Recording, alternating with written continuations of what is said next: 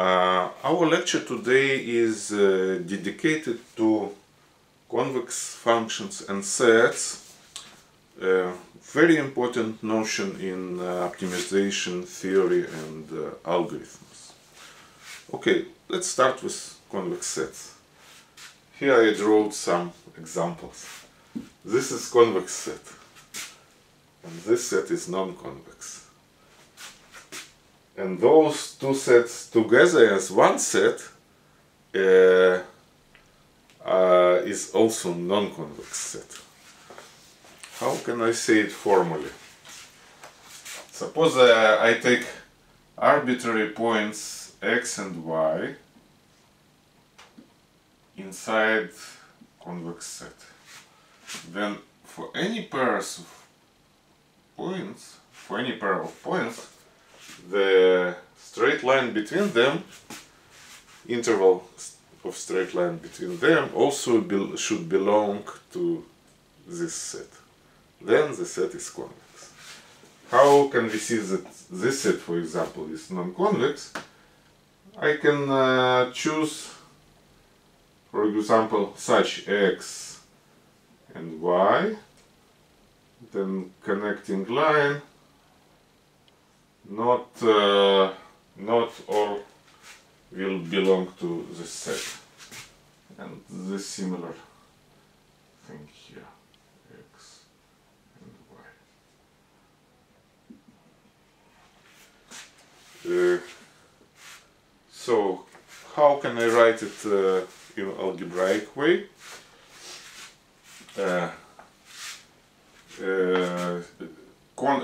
Set C is convex if for any x and y belonging to C, the interval, how can I express it? I will write in the following way: alpha x plus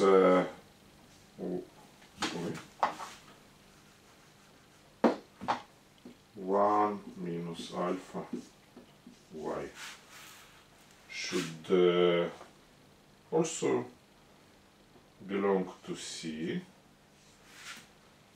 but not for any alpha. In order to be in between those 2 points, alpha should be 0 less equal alpha, or even less alpha less 1.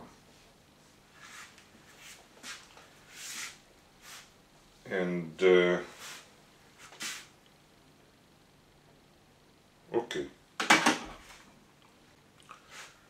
and the next is notion of convex function. Again, I start with picture. This is a plot of convex function. This also convex,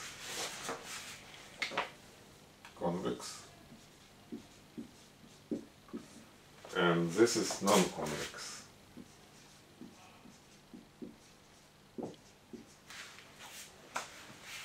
How can I formally distinguish between those 2 cases?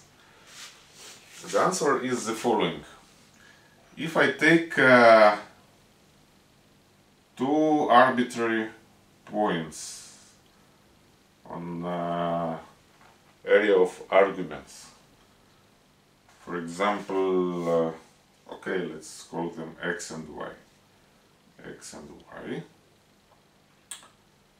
and what I will do, I will draw linear function. I will take a linear function which values in x and y are the same as values of my f. And I will check whether this linear function is all above the plot of my original function. And I see that for convex functions it is satisfied also for this one. Above mean greater or equal. For example, here, if I will take x and y, then linear function will align with my function. But again, it's greater or equal, it will be satisfied. And here I can find such x and y that linear function is not above and not below, it's somewhere with respect to my function.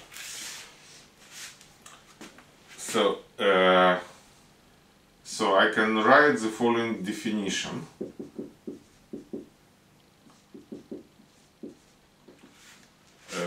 Convex function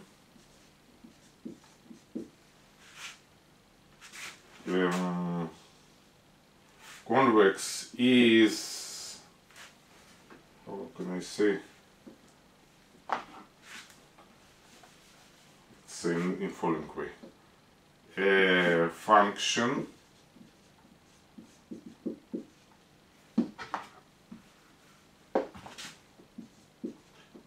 with first of all with convex domain.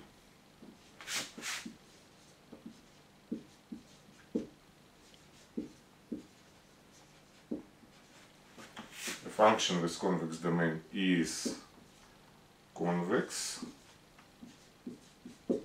if for any x and y. How can I write this linear function? First of all, f in the intermediate point. F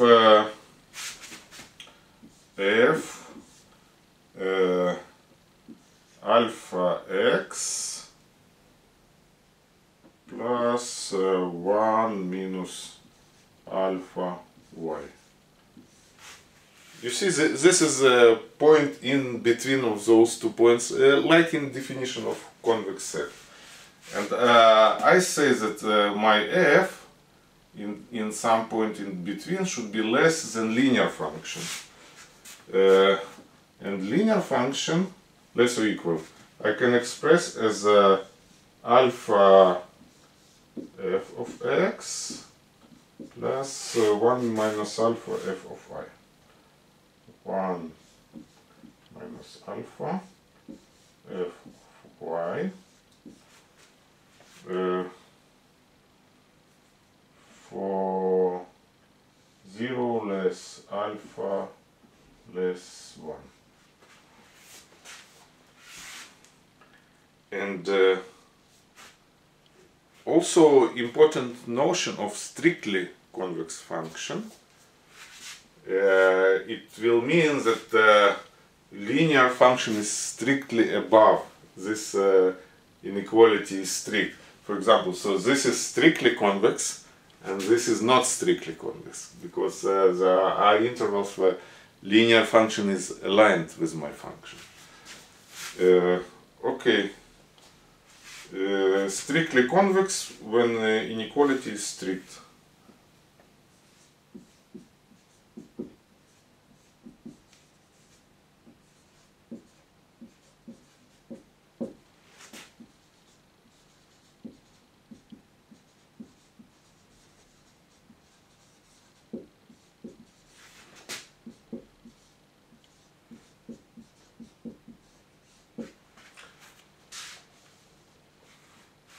Okay, and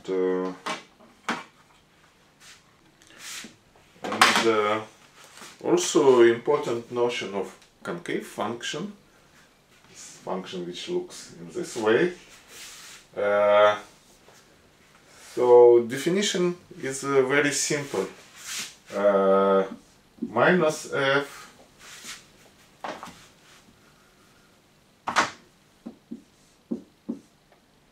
is convex.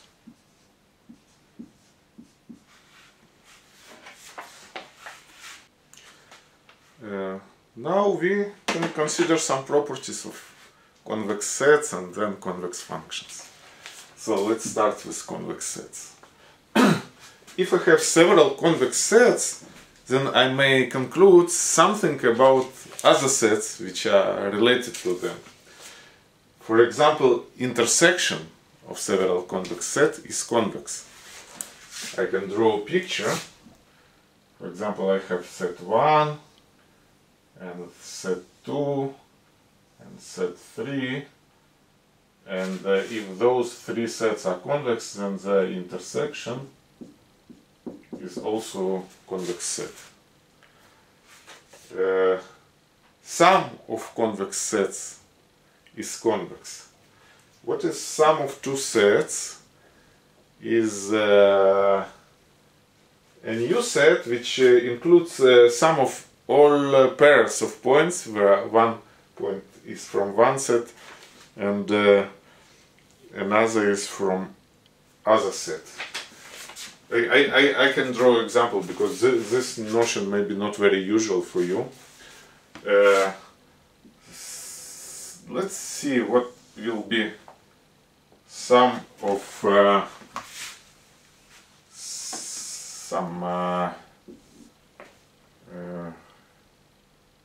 okay, let first set be this small circle, and the second set will be this large one. What will be the sum? What will be the sum? I should take any point on the large circle and add some vectors from here. In this case, in this way, I will get this set of points. Yes, set of points around any point of large circle. What set finally I will get? Finally, I will get such kind of set, a large set. And this is if it was S1 and this was S2, this large will be S1 plus S2. And the claim is that this sum is a convex set. And just in a minute we will show constructive way to prove these properties. Okay, now if I have some linear map, and say A is matrix and X are from convex sets, so it's like I map all points of my set by a matrix, then the resulting set should be also convex. And level sets of convex function. If I have a convex function like plot level lines of geographic map, then of course they will look in this way. For example, I have a function of two variables, x1 and x2. And what is level set? It's everything inside of level line. You see here is inequality.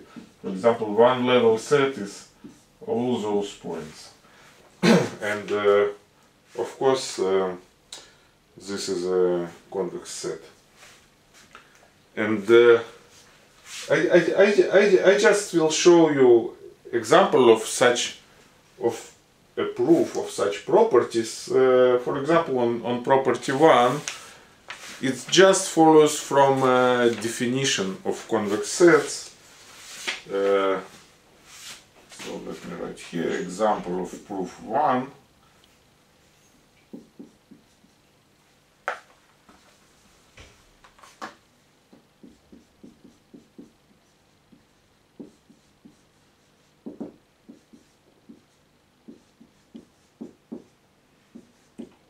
Property 1. Okay, so what what is my definition? I should check if there are 2 points, x and y. Let me remove it a bit. X and y, which belong to this intersection of all sets, then interval of straight line between them also must belong to this intersection.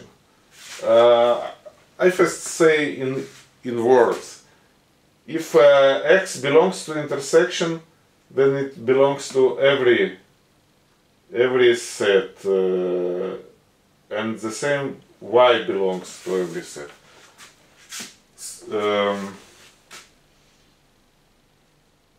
Okay, so if x and y belong to set C1, for example, then alpha x plus 1 minus alpha y should also belong to C1, because C1 is convex. And the same I can say x, y belongs to C2, then alpha x plus 1 minus alpha y belongs to C2, so on.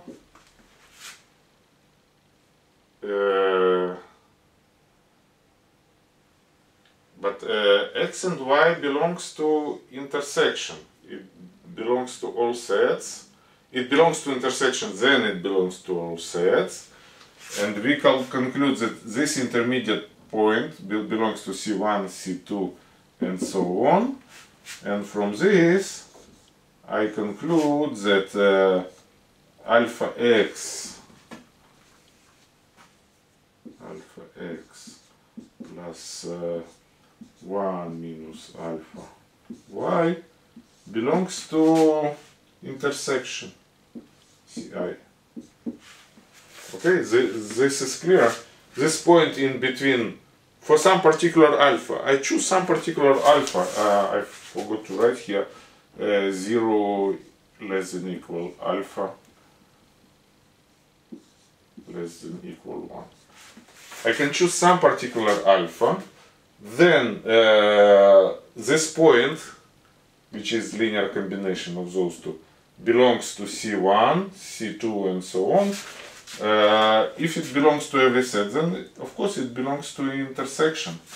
And by this I prove this property. Sorry, this property.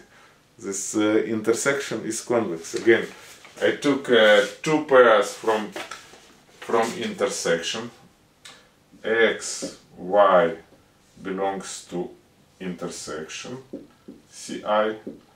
Then I conclude then x, y belongs to every set. Then the convex combination belongs to every set. And then the convex combination belongs to intersection. It's a very simple idea of proof, and you can continue with similar technique for those remaining properties, and this I leave for your home consideration.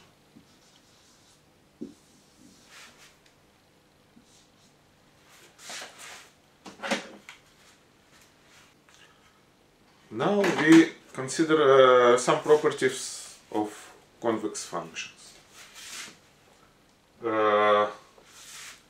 First of all, if I have a convex function of several variables and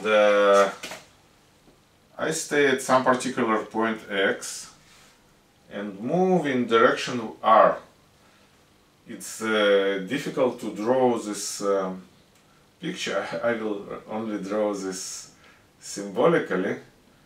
So I have this line, and I can consider a function of this one variable of shift along this line. And somehow it will be a convex function. I am not sure that I am able to do this successful plot, but formally it looks in the following way. If I have a convex function of several variables, then I build such a function phi of alpha, f of x plus alpha r. X is vector, r vector of direction. Then this function is convex, and vice versa.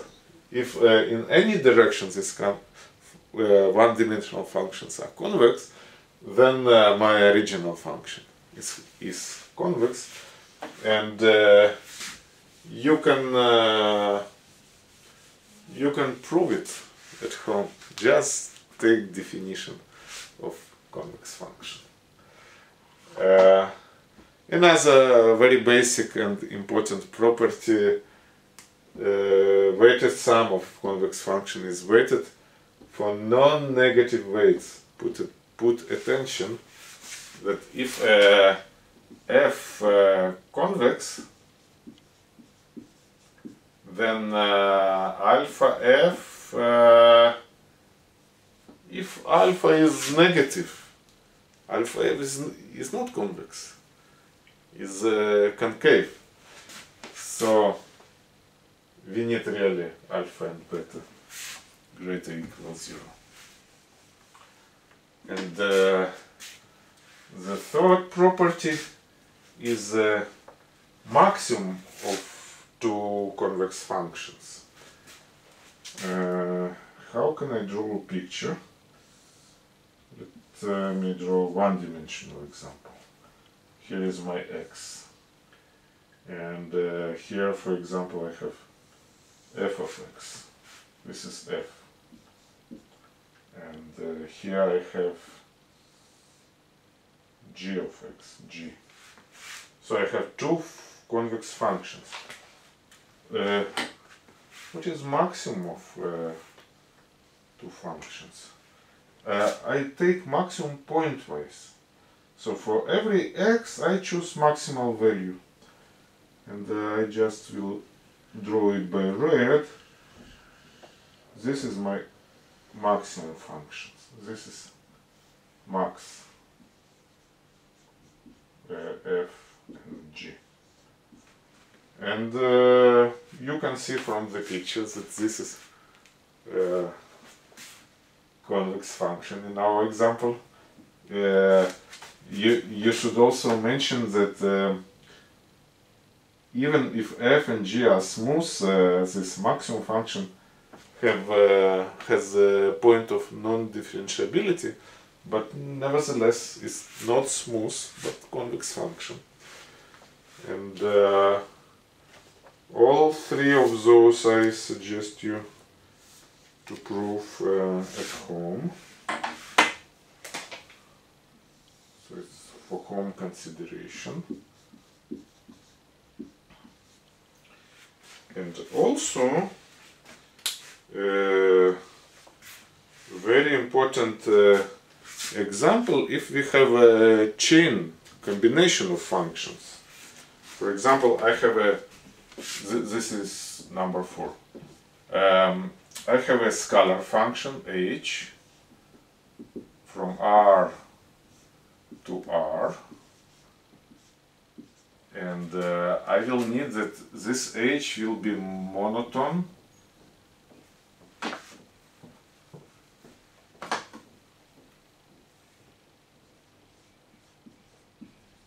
increasing and also convex. And I have a function of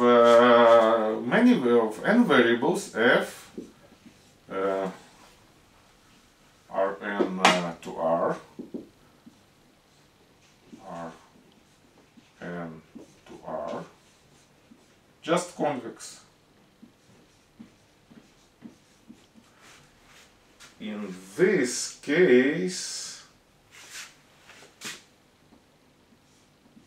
the it follows that my function, combined function h of f of x is also convex.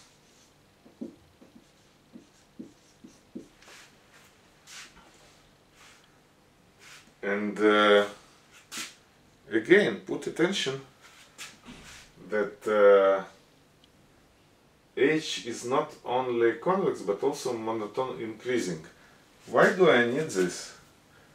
If I would not have this property, I can choose h be just linear function.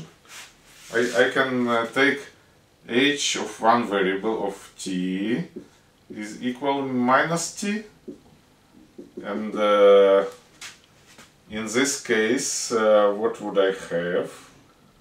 I would have minus f of x. So h of f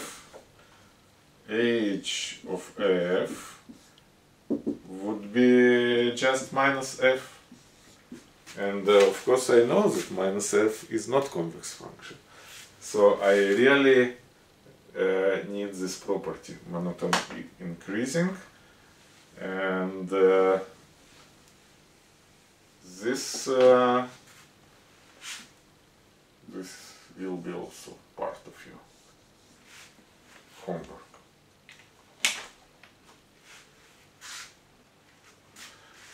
Another important notion of convex analysis is the notion of extended convex function. So what does it mean? Normally convex functions are defined over set, and being defined over convex set is an important part of definition of convex function. Convex function is a function with convex domain. And what we will do, I will start just on the picture and then we'll continue formally. We will say, I will build, so for example, I had standard function f, and I will extend, I say that I have another function which I don't care about definition of the domain. I just define it as being infinity, where where points are out of domain C, and this is formal definition.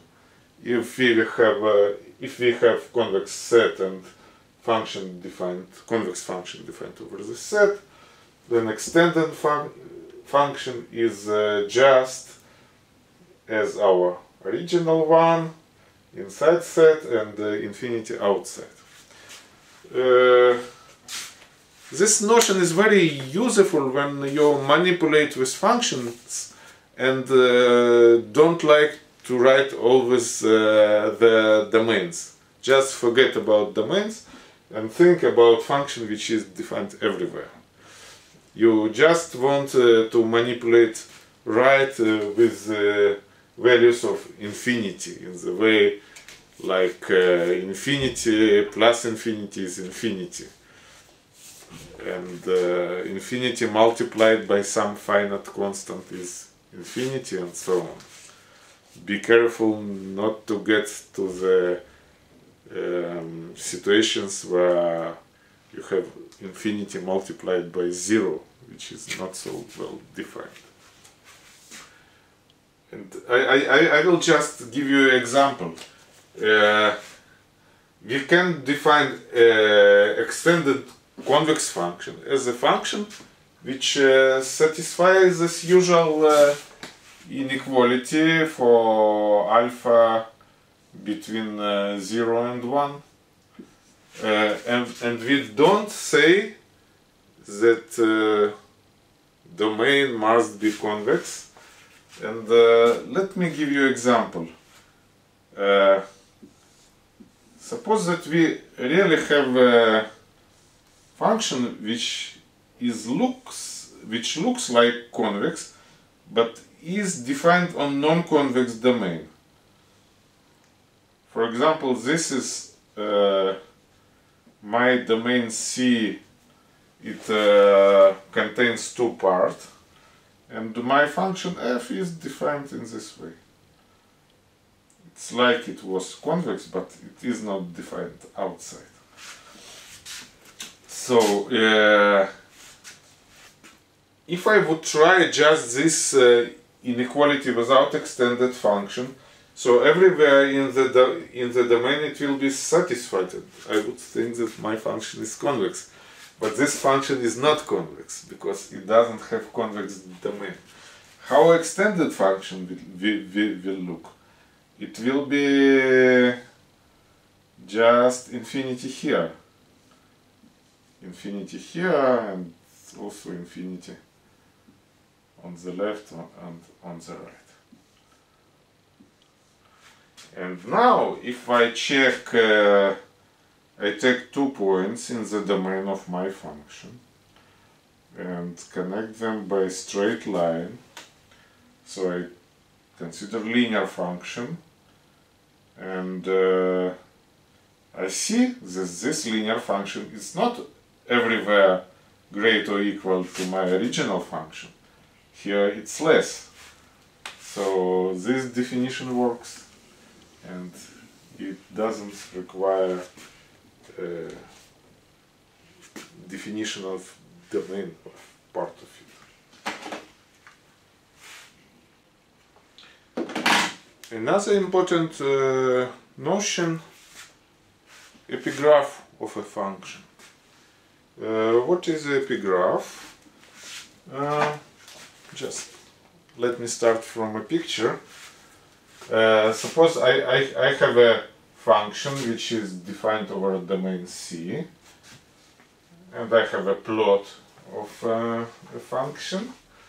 Then all the area above the plot is the epigraph. This is epi of f. All this area. So if I like to write it formally, I have a set and function from set to R, and APF, if by the way, pay attention that f is defined over Rn, then APF belongs to the space of dimensionality 1 more, Rn plus 1. So it's a set of all pairs x, y, so that x in C and y is a real number which is greater or equal of f of x. And important property of epigraph is that if f is a convex function, defined of course over convex set, then epigraph is a convex set. So property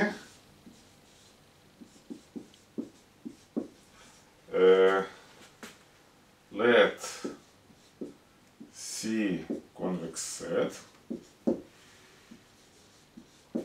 and f convex function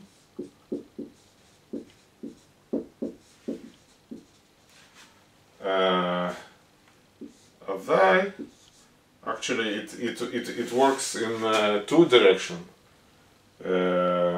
if and only if epigraph of f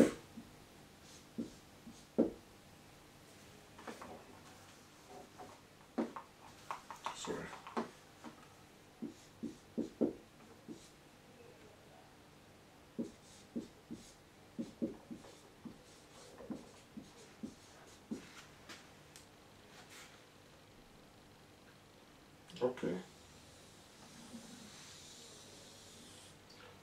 And this also I leave for your homework.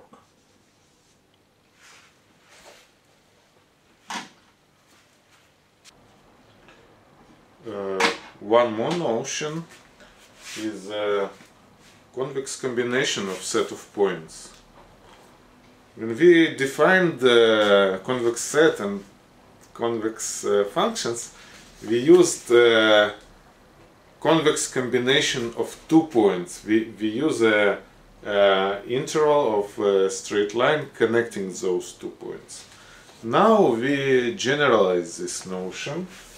So if we have a set of points in Rn, then convex combination of those points is just weighted sum with coefficients greater or equal to 0, and sum of coefficients is 1. Again, when we had only 2 points, it was alpha x plus 1 minus alpha y. It was a particular case of this definition. And here is a picture.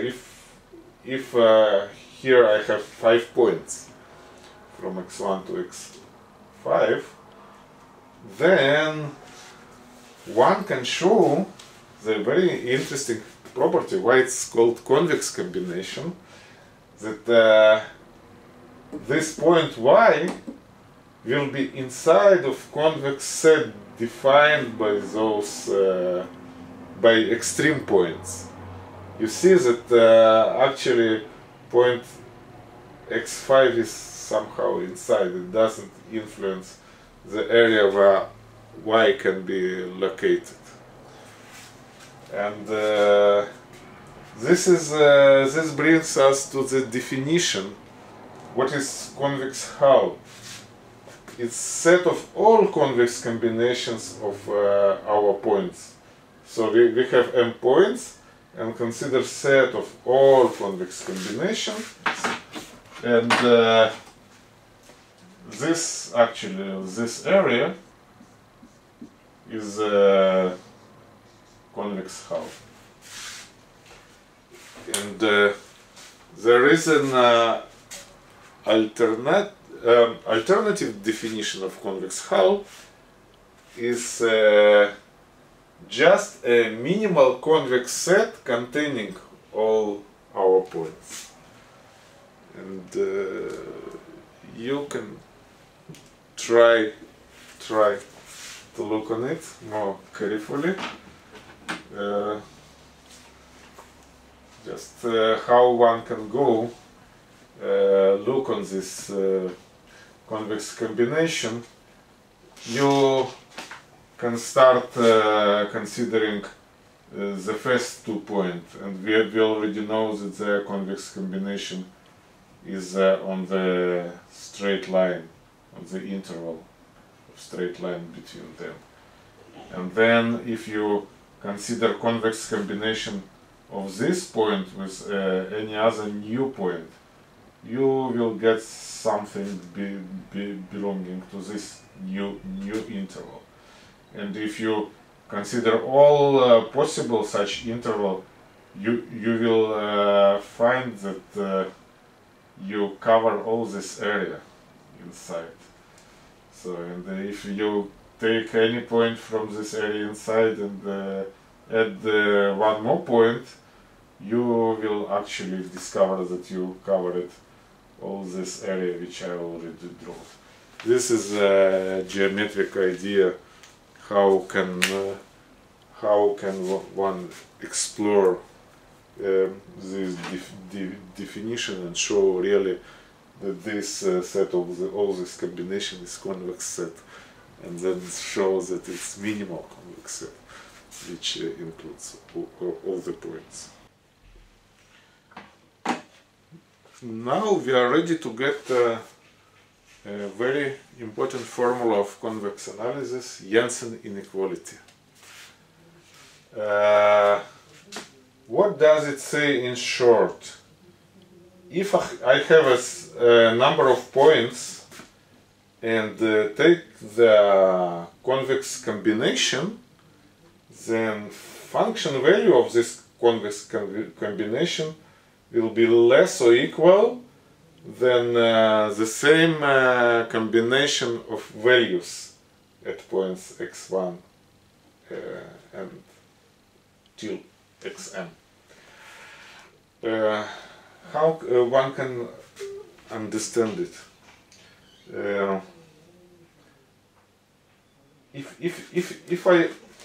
if I would have only 2 points, it's pretty understandable. Okay, so just even example of function of one variables. So I have a point x1, sorry, x1, x2. Okay. So, and the convex combination is any point inside, and I know that function, this is my y.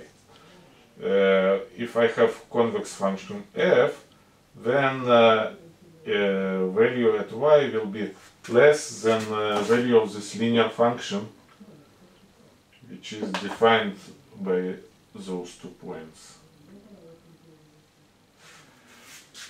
And in multi-dimensional case,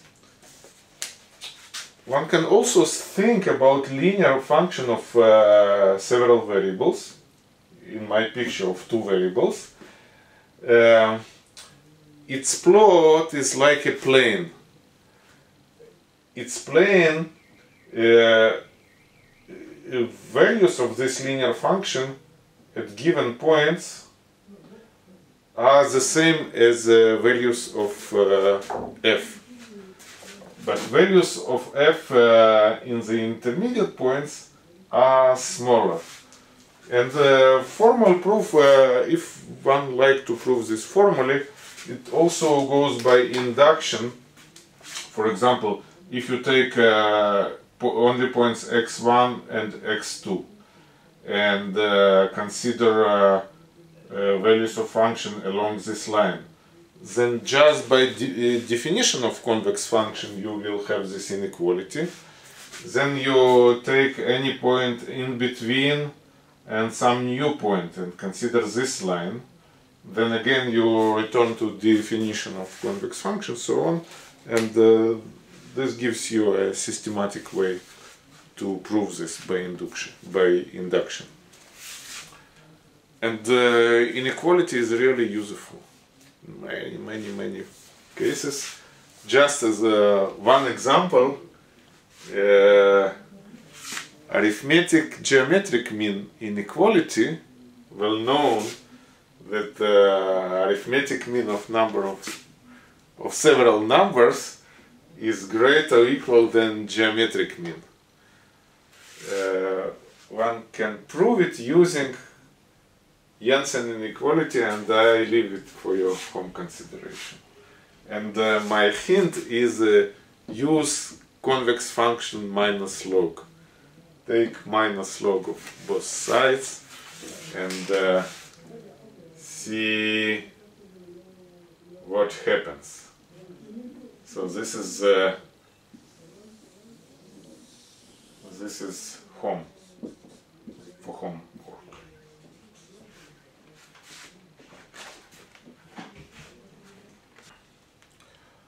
Now we will look a bit more carefully on derivatives of convex functions in the cases when they have derivatives, when they are smooth or even twice differentiable. And first important, very important inequality is gradient inequality. And it says a very simple geometrical fact that graph of convex function is above of touching tangent plane. So if we are in the point x, we can build a linear expansion of our function.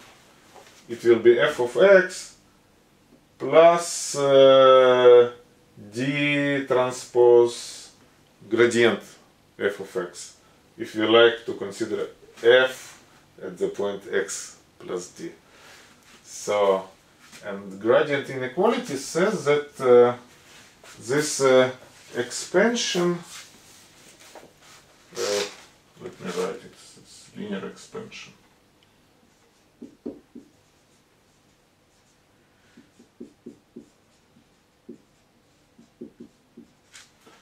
That linear expansion of f at point x is less or equal than f itself.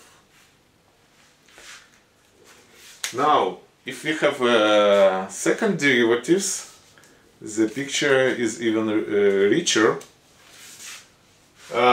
Let's consider first a function of one variable that many of you probably know, that if function of one variable is convex, then its second derivative just greater or equal to 0. How can we see it geometrically?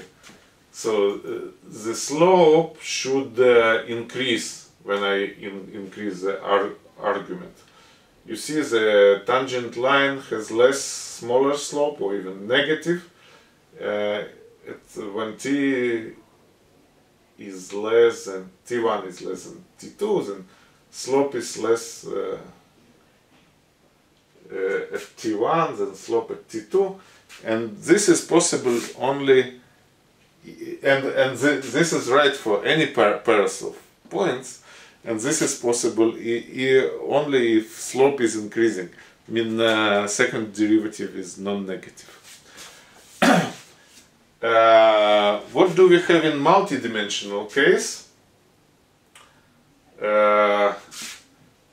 Second derivative is Hessian matrix, is a matrix. Here number was non-negative, and matrix is matrix of Hessian should be positive semi-definite. And one can show it in very short way. Convex function should be convex along any line, any straight line. And let's write down this expression for this one-dimensional function along line. This is like f of x plus alpha r. R is the direction of this line and alpha is scalar. So this function must be convex. It's by property that we learned already. This means that the second derivative of phi of alpha should be greater or equal to 0. Second derivative of this scalar function. But we learned already what is the second. This is second directional derivative when alpha is 0. And we already learned that this is just R transpose multiplied by Hessian matrix by R should be greater or equal 0 for any direction R. And this is exactly a definition of positive semi-definite matrix. Matrix is positive semi-definite if for any R this quadratic form is greater or equal to 0. Then I conclude that my Hessian matrix is positive semi-definite. And actually one can show that it is positive definite if my function is strictly convex. So I just will add positive definite for strictly convex function.